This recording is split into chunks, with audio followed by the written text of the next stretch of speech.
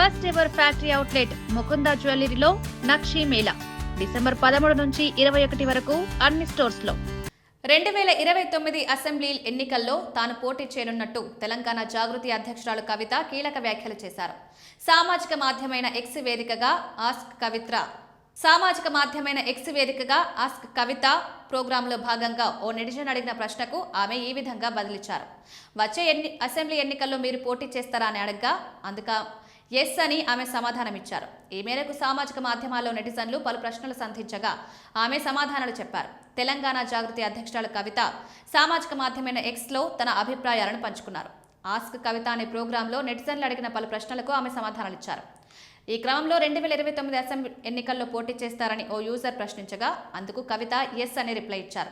దాంతో వచ్చే అసెంబ్లీ ఎన్నికల్లో ఆమె పోటీ చేయనున్నట్లు స్పష్టం చేశారు. అలాగే మరో యూజర్ ప్రశ్నిస్తూ జాగృతి కార్యక్రమాలను కేవలం నగరానికే పరిమితం చేశారని, గ్రామీణ ప్రాంతాల్లో ఎందుకు విస్తరించలేదని ప్రశ్నించారు.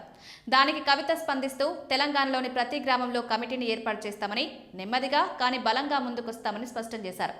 ఈ మేరకు సామాజిక మాధ్యమంలో నెటిజన్లు పలు ప్రశ్నలు సంధించగా ఆమె సమాధానాలు తెలిపారు.